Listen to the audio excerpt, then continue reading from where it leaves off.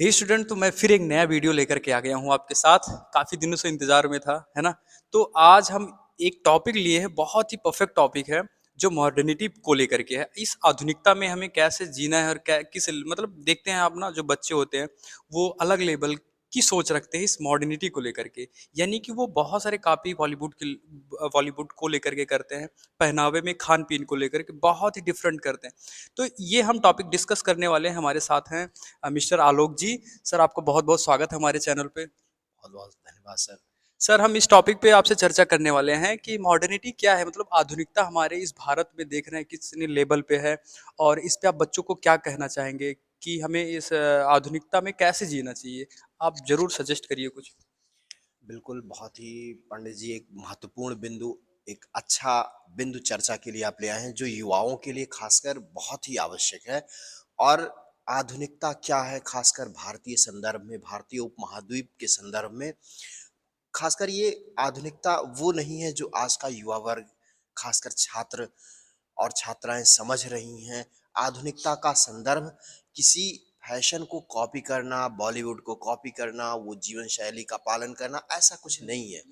आधुनिकता व्यक्ति के मस्तिष्क में होती है, और तार्किक दृष्टिकोण होना चाहिए, वैज्ञानिक जीवन दर्शन होना चाहिए, जीवनचर्या वैज्ञानिकता से भरी हुई होनी चाहिए।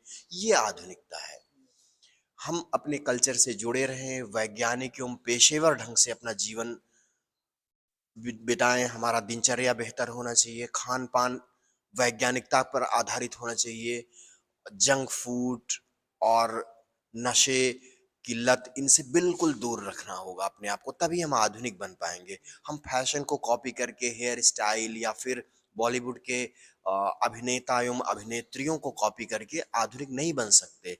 हम हमारा वस्त्र किस तरह का आधुनिक है, हम कितना उसमें कंफर्टेबल फील कर पा रहे हैं, ये सब चीजें मिल करके व्यक्ति को आधुनिक बनाती हैं।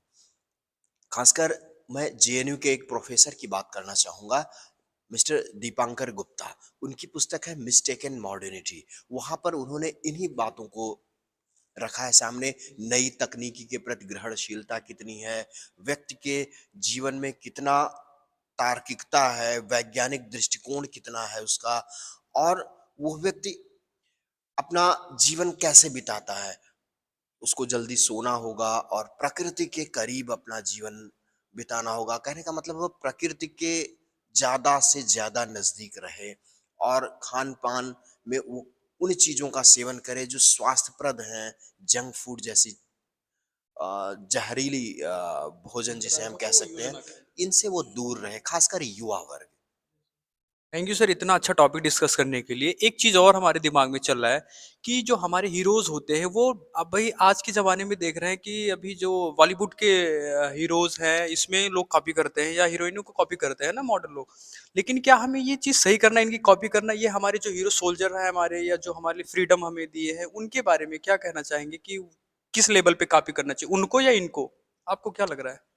जो हमारे समाज के विशेष योगदान देने वाले लोग हैं, उनको हम कॉपी करें, उनकी अच्छाइयों को हम कॉपी करें। और कोई फ़िल्म बनती है, उस फ़िल्म में कोई ऐसा किरदार है जो तार्किकता एवं वैज्ञानिकता के साथ जीवन जीता है, तो उसको कॉपी करने में कोई बुराई नहीं है। हम रिजिड नहीं हैं। आधुनिकता आधुनिकता फ्लेक्सिबल है, उदार है। हर वो जगह जहाँ पर अच्छाई है, उसको ग्रहण करें, और हम अपने जीवन को बेहतर बनाएं। एक महत्वपूर्ण बात यह है, अगर हम वैज्ञानिक ढंग से अपना जीवन बिताएंगे, तो हमारा फिजिकल और मेंटल दोनों डेवलपमेंट होगा। और युवा के लिए फिजिकली और मेंटली फिट होना बहुत आवश्यक है। एक शरीर, जो स्वस्थ शरीर है, उसमें स्वस्थ मस्तिष्क का विकास होता है। इसलिए शरीर का स्वस्थ होना आवश्यक है, और एक अ, अच्छे विचार वाले व्यक्ति के लिए उसका मस्तिष्क का दूषण से दूर होना आवश्यक है। तो सर हाँ, ये चीज़ तो सही कह रहे हैं कि आप फिजिकली जो है आपको फिट होने की, क्योंकि हम देखें कि मैक्सिमम लोग फिजिकली फिट होने के लिए कुछ भी करते हैं, जिम जाते हैं सर, वॉकिंग करते हैं, जो भी है, रनिंग करते हैं।